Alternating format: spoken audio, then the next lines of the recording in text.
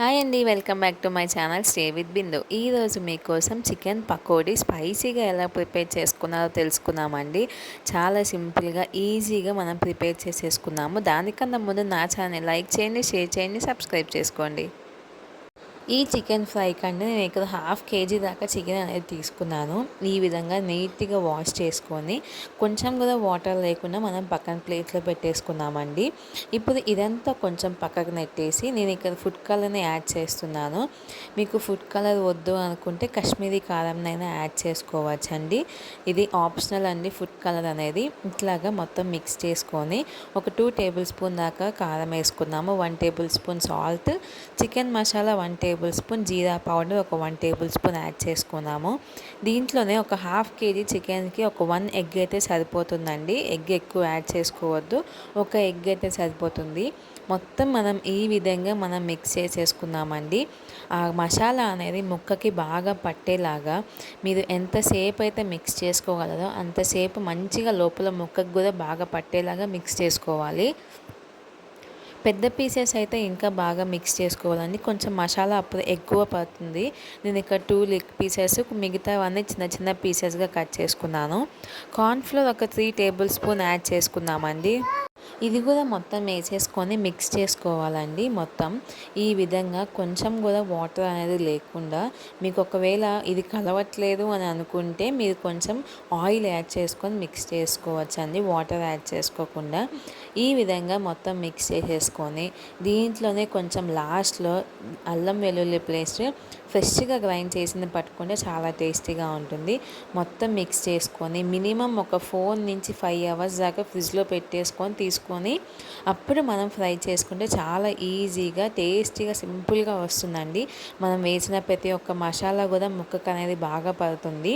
మనం ఎగ్ కూడా వేసాం కాబట్టి అది ఇంకా బాగా తీసుకుంటుందండి మసాలా. ముక్క అనేది మునిగేంత దాకా అండి మనం ఆయిల్ అనేది తీసుకోవాలి. కొంచెం గుంత కళాయి అనేది తీసుకుంటే మనం ఫ్రై చేసుకోవడానికి చాలా ఈజీగా వస్తుంది. దీన్ని వేసిన తర్వాత మీడియం ఫ్లేమ్లో పెట్టేసి అడుగున మొత్తం ఉడికిన తర్వాతనే ఇట్లా ఫ్లిప్ చేసుకోవాలండి.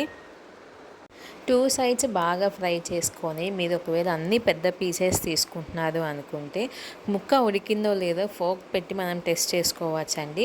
కానీ ఈ లెగ్ పీస్ అనేవి లోపల తొందరగా బాయిల్ అవ్వదండి, కుక్ అవ్వదు. సో అట్లా కుక్ అవ్వనప్పుడు మనం లెగ్ పీస్ని సపరేట్గా బయటికి తీసుకొని ఈ విధంగా ఒక ప్లేట్లో పెట్టేసుకొని మనం దానిపైన ఇంకో టిష్యూ పేపర్ పెట్టి మనం దాన్ని ప్రెస్ చేయాలండి. గట్టిగా మన పామ్తో ప్రెస్ చేస్తే ఆ చికెన్ పీస్ అనేది కొంచెం స్ప్రెడ్ అవుతుంది. అట్లా స్ప్రెడ్ అయిన దాన్ని మళ్ళీ ఆయిల్లో వేసుకొని ఒక 10 నుంచి 15 మినిట్స్ దాకా మనం మళ్ళీ బాయిల్ చేసుకుంటే, కుక్ చేసుకుంటే లోపల కూడా బాగా ఫ్రై అవుతుందండి. ఎందుకంటే పైన చూడటానికి చాలా క్రిస్పీగా టేస్టీగా ఉంటుంది, కానీ లోపల కూడా కుక్ అయినా లేదా కూడా మనకు తెలియాలి. కాబట్టి ఈ విధంగా చేసుకుంటే చాలా బాగుంటుందండి.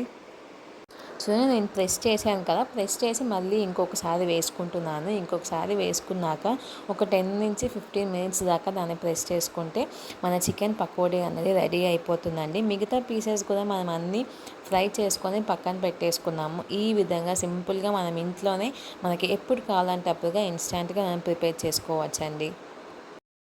నా ప్రీవియస్ వీడియోలో అండి చికెన్ కర్రీ కానీ, చికెన్ గ్రేవీ కర్రీ కానీ, డిఫరెంట్ టైప్ ఆఫ్ చికెన్స్ కూడా నేను చేశానండి. దమ్ బిర్యానీ, బిర్యానీ ఇవన్నీ కూడా ఉన్నాయి. మీకు కావాలంటే ఒకసారి నా యూట్యూబ్ ఛానల్లోకి సెర్చ్ చేసుకుంటే మీకు అన్ని వీడియోస్ అనేది వస్తుందండి. సో ఈ విధంగా రిమైనింగ్ కూడా మనం అన్ని చికెన్ వేసేసుకొని ఫ్రై చేసుకొని పక్కన పెట్టేసుకున్నాము. దీంట్లో కొంచెం మంచికి కొంచెం చిల్లీని కూడా మనం యాడ్ చేసుకుంటే చికెన్ ఫ్రై అనేది రెడీ అయిపోతుందండి. ఈ వీడియో కనుక మీకు నచ్చితే లైక్ చేయండి, షేర్ చేయండి, సబ్స్క్రైబ్ చేసుకోండి. మీరు కూడా ట్రై చేసి ఏ విధంగా వచ్చిందో కామెంట్స్లో చెప్పండి. Thanks for watching. Please like, share and subscribe.